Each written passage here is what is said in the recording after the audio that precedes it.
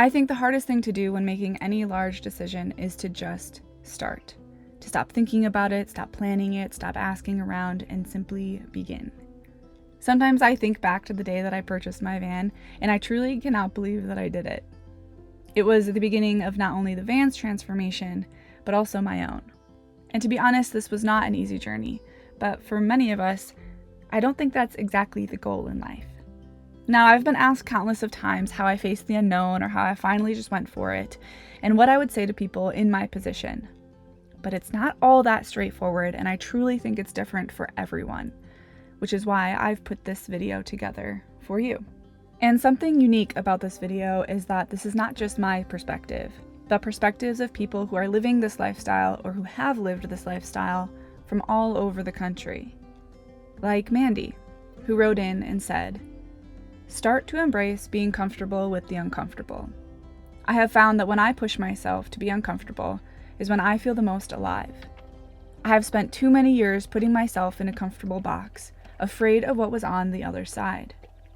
Out of that box is where you discover yourself."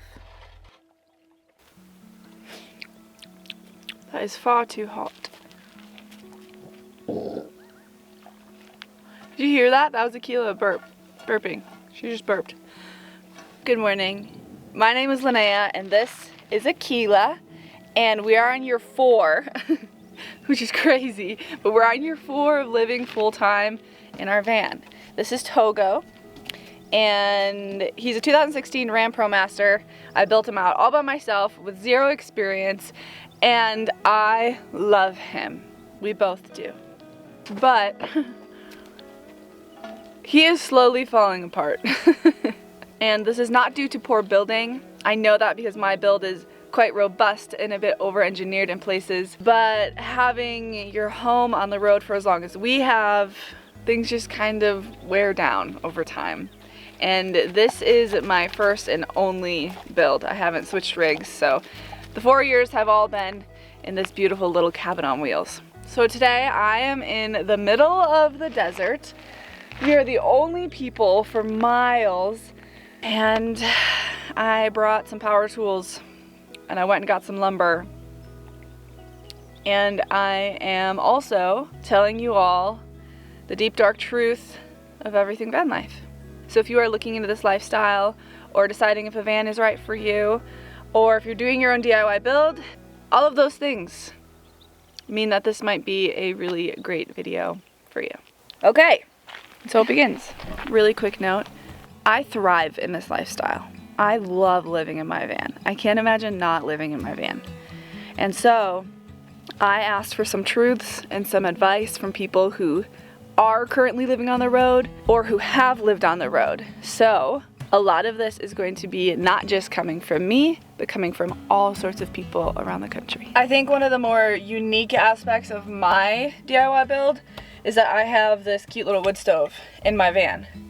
But today it's coming out. I have a freshly charged battery, and that just feels amazing. All right, this first piece of advice is from Haley at Pause and Reflect. Life on the road can take many forms. One of the best things you can do is spend time reflecting on what matters most to you. Not what matters most to your parents or your neighbors or your friends or the van lifers you follow on social media, but what you most value.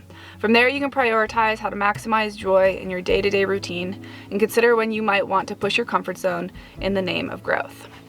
For example, we prioritize being able to travel with our sensitive Australian cattle dog and leave her behind in the van when necessary in non-pet friendly spots. This affected decisions about our electrical system, how many hours we might drive in one day, what sorts of environments we park in, etc.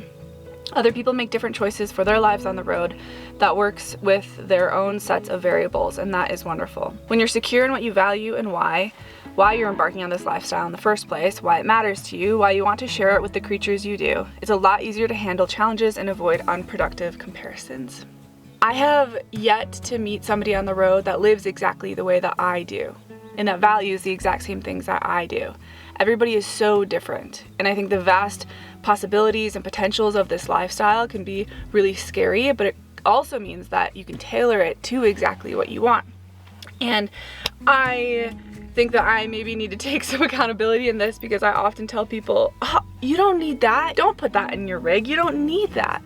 And that's because for me, I enjoy being a little bit uncomfortable and I enjoy really, really simple things. I can understand that for other people, for the sake of sustainability and doing this for long term, they might need more or they might need something different.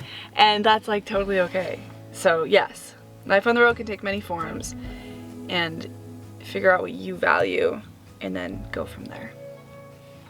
Awesome, thank you, Haley. For the first, I think 2 years living in my van, I had a diesel heater and that was great until it wasn't. I didn't love it and I was nervous about like Aquila kicking it on by accident in the van and just, so then I went with a wood stove, also because my boyfriend and I spent, that is like really stuck in there. We spent a winter off grid in northern Wisconsin, so this just worked better for me for that. Overall, wood stove in a van or a bus, would I recommend it? Not for most people, truly. I think diesel heaters are best for most people. With that being said, I'll never go back. I love my wood stove. It is perfect for me.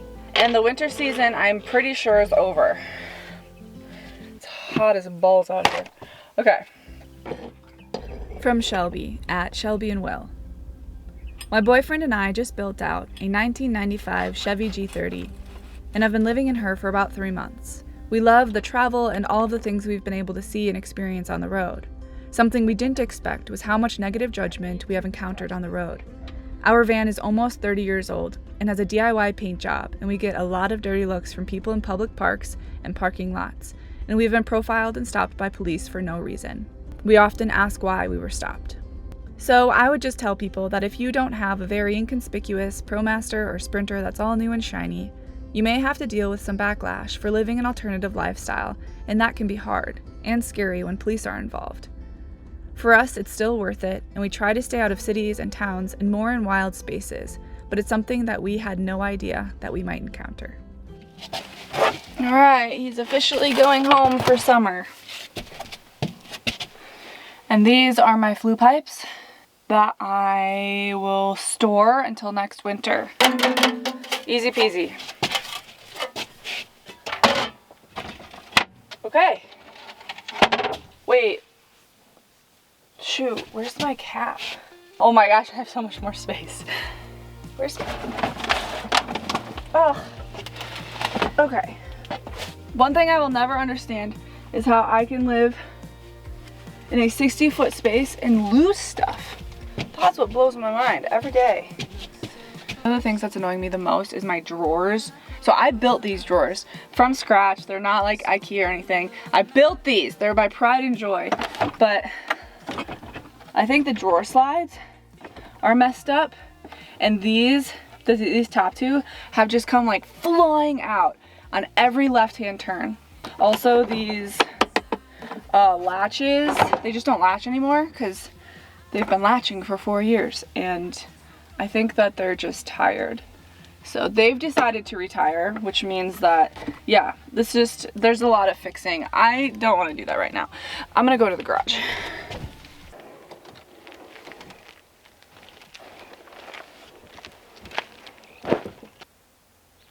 Welcome to my garage. I think my thing is too hot. Okay. Welcome to my garage.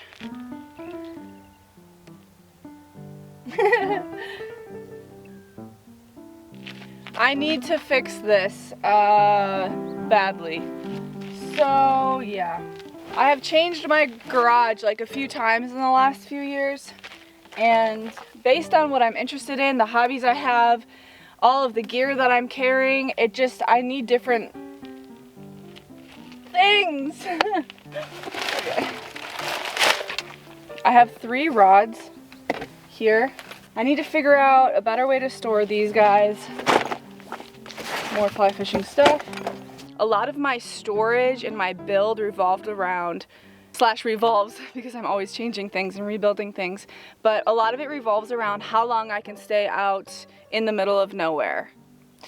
So that's why about 2 years in, I rebuilt my kitchen so that I could have a freezer and store meat and veggies and things that would, go bad in a fridge. And then I changed some of my storage in the front part of my garage to hold more water, and I want more water. So the goal is then to maybe build a shelf where I can fit another Bluey. I like to charge my Bluetti while I drive using this back plug.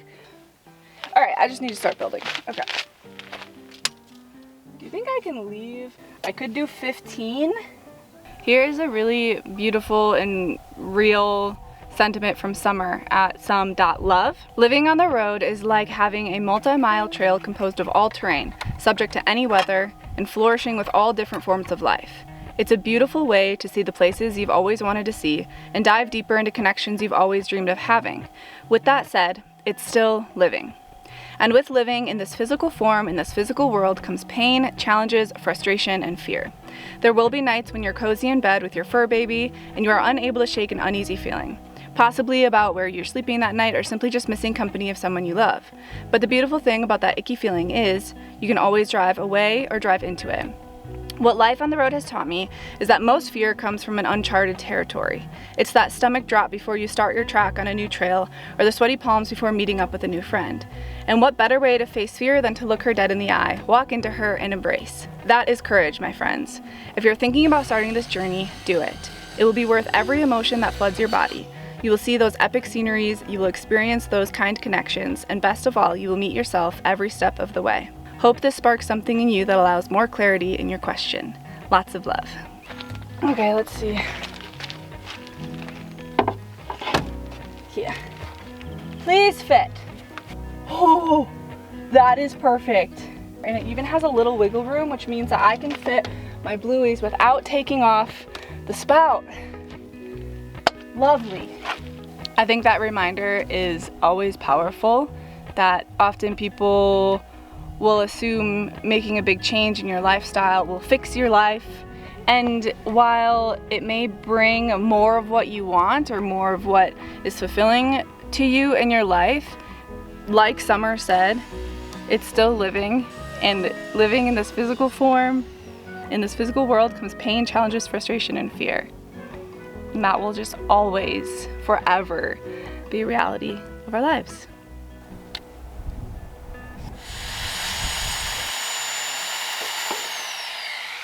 The reason that I'm able to be out here doing this kind of work in the van in the middle of this beautiful desert is because of this AC240. So I want to give a huge thank you to Bluetti for supporting my channel and for sponsoring today's video. This is the world's first IP65 outdoor portable power station, and it is ideal for outdoor adventures and desert camping and even off-roading. Now, I can understand some concerns that one might have about portable power in these types of conditions. The way that my lifestyle works, I am out in the dust and the dirt, and I tend to leave things accidentally out in the rain. So I just have to highlight that the IP65 water-resistant and dust-proof technology effectively resolves these issues, because the AC240 can still function even after it is exposed to dust or splashes of water.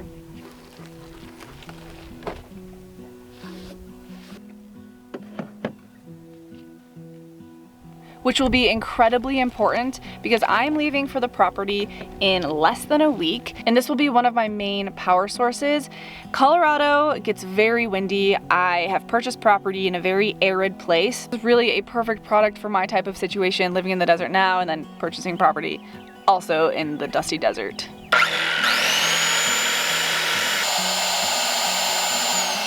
Here are a few important specs. The AC240 has an AC output of 2400 watts, the power capacity is 30 amp hours, and has a power lifting mode of 3600 watts.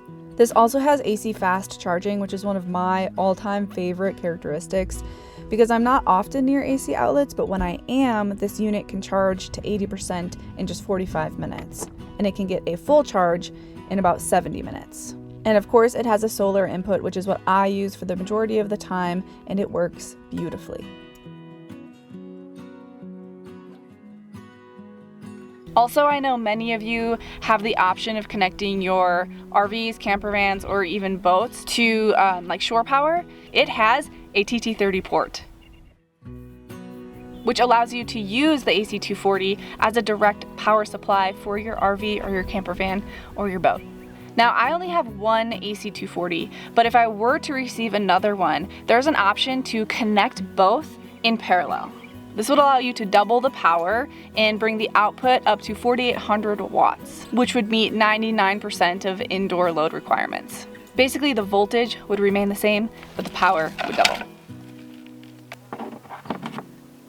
Make sure to click the link in my description below and order your own Bluetti AC240 to power your adventures and your crazy projects in the middle of the desert like I am doing today.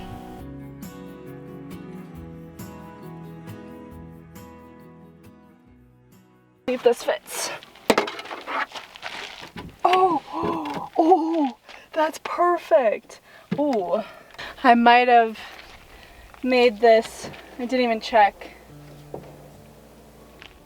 Oh my gosh. Oh, that is perfect. From Jerica at Jerica Schmerica. Most often, people will choose familiar, even if it is painful, over the discomfort of uncertainty. There is cognitive science to this. Change often will not happen until people actually fully want it, and when they recognize that the discomfort and the uncertainty is preferred over the familiar quote-unquote pain that they are desiring to change. I don't know where everything went. I have so much space. One of the dogs jumped up and made this little rip, and then I kept getting bigger and bigger and bigger as their like feet would get stuck in it, so I have to change my sheets. You are planning on living in a van because you're outdoorsy and adventurous and you like just being outside all the time. Don't buy white sheets. Even if you think it'll be fine, it won't. They get brown. Oh, I just ripped this more. Yeah, this is the rip. So not repairing that one. From Becca at Discovering Beck. Less comfort, more life. I no longer live on the road, but I still travel frequently in my van. 4 years ago, I met a boy and we sold everything we had to travel together.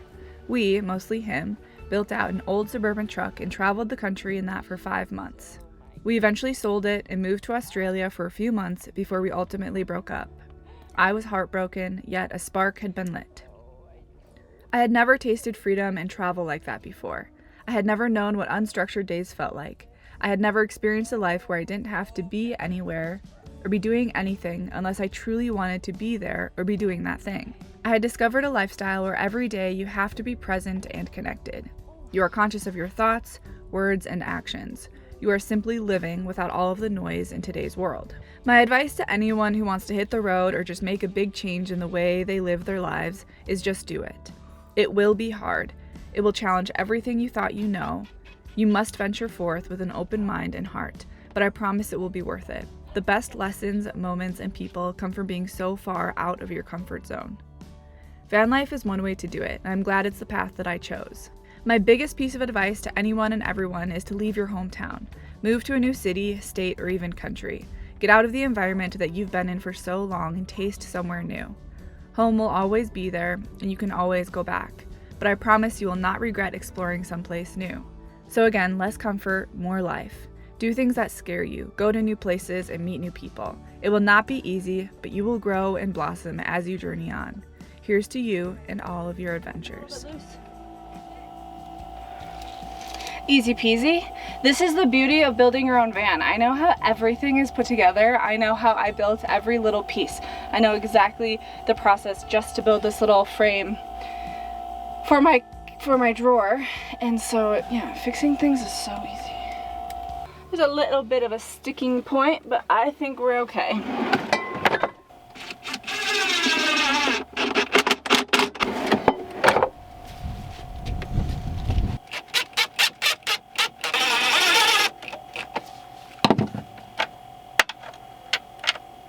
I just put this upside down. Linnea! Didn't even think about that. stupid when I am.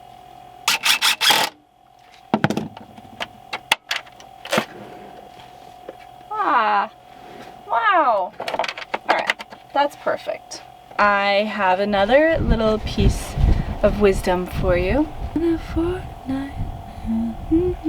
This is from Zach at ZachIsaiah_. One of the biggest things I felt like I've been leaning into is making sure you're doing this lifestyle authentic to you. When I first got on the road, I thought I needed to take off and go to all of the places and see all of the things, which really messed up my nervous system and just emotional well-being. I needed to stop and slow down and really evaluate how I wanted to move forward. Whether you want to move fast or slow, there is no race. It's not about getting up to the top of the mountain right away, but also enjoying the way up there. Also allowing adversity to be my teacher. Before getting on the road, my thought was I'll figure it out when it happens. Well, 3 breakdowns later, I'm realizing that's a good way to look at it, but having somewhat of a small plan, especially traveling with animals, is definitely not a bad thing. Trust yourself and trust your intuition. If you're fighting yourself the entire time, you won't be able to enjoy the exact experiences that you are looking for. You have to allow yourself to fully experience, and that gets hard when you're having an internal battle with yourself. I really had to give myself grace and not allow the expectations that I had to not allow me to experience greater. All done! Wow! That looks good. Togs, you look good, man. Hell yeah. I broke 5 mugs in the last month from these drawers flinging out. You'd think I would have done it a month ago. Here I am. Oh my god, I love it. Early on in my van life living days, I broke down a lot. I was stranded in Idaho twice. I was once stranded in a cherry orchard. I was also stuck in a small grocery store parking lot for about 4 days because my van wouldn't start. I think all of that, like when you're putting your entire life in everything that you own, or in my case, this was everything that I own. I now have a few things in my shipping container, but this for, 3 years was everything that I owned. There is a lot that can go wrong on the road, and I think what Zach said, like having the thought process of like, I'll figure that out when it happens, that's also very similar to me. And there were a few times where I was stuck in some really difficult situations because I didn't have a plan. So yeah, having a plan is obviously important, especially when you're taking care of another being, like in my case, Aquila. And as far as what Zach said about really going slow and that there's no race once you get on the road, I think that my situation was unique in the way of prior to living in my van, traveled so much already. I traveled in my Camry, I traveled in my 4Runner, I traveled overseas. There was a lot that I had experienced before living in my van, and I see a lot of people transitioning into van life without having any experience camping or car camping or traveling, and I think that's really amazing too. And I can imagine that that makes the transition into this lifestyle so much more difficult than what I experienced. And so, yeah, giving yourself grace and allowing yourself to move really slowly, like through the country or while on the road, stay in places for maybe longer than you had initially wanted to, it can just help with some of that adjustment if you're one of those people. Okay, next project. I don't want to do this one. Wow, this is disgusting.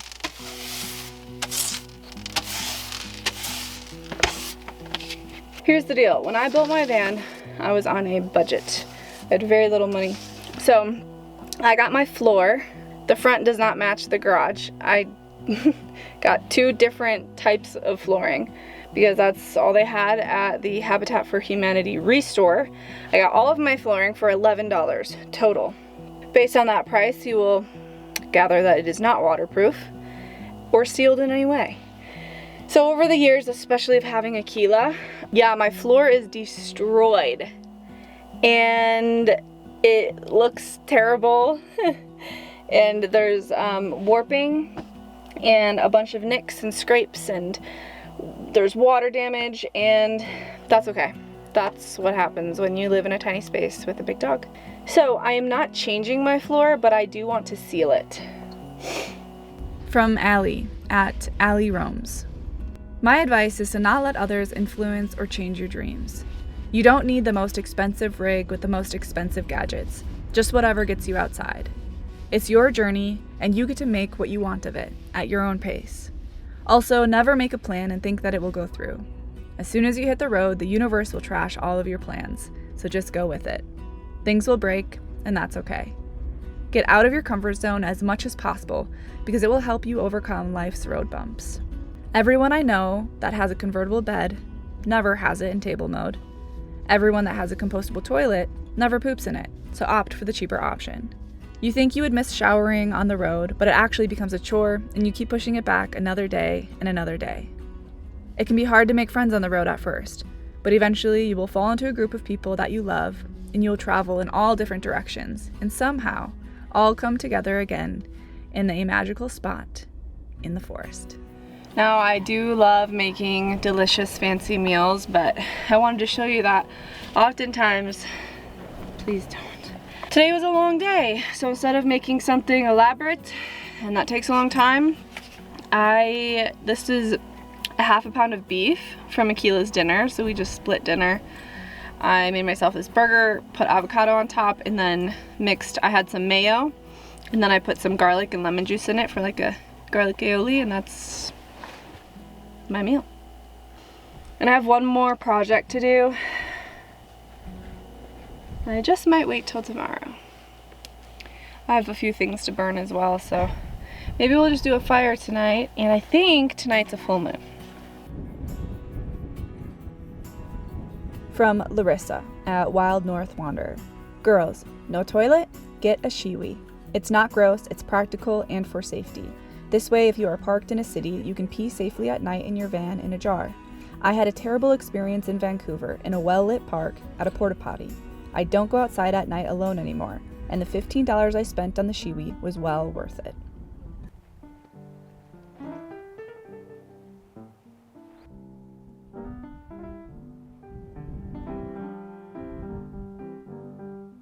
From Jody at Huckleberry Crow. The first thing that comes to mind is believe in yourself. Believe your capabilities and limitations, but embrace new adventure even if you might be a little scared. Pay close attention to your inner voice and gut. I have been in super remote areas as a single female. If something or someone feels off, have a plan or a way to defend yourself. On the flip side, trust people who feel okay. I had a hunter who was passing through at that remote location. He helped me when there was a propane leak. I had put out a propane fire the night before. In the 100-year-old cabin me and my 2 dogs were staying in. That is another story. Be brave, believe in yourself, and embrace adventure.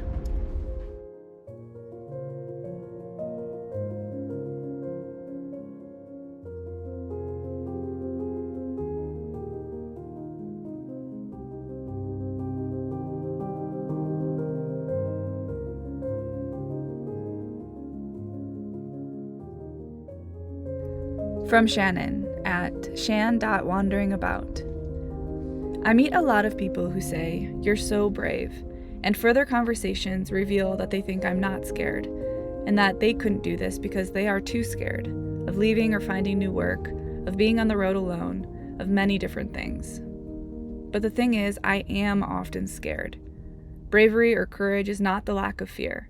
It's taking the risk even though you are scared. You don't have to wait until your fear has subsided to make a change. Work on building trust in yourself, your world, and God, whoever or whatever that is to you. Then you can do anything, even if you're scared. Start small, make little changes and moves that scare you. Build those muscles. And I will see you on the road.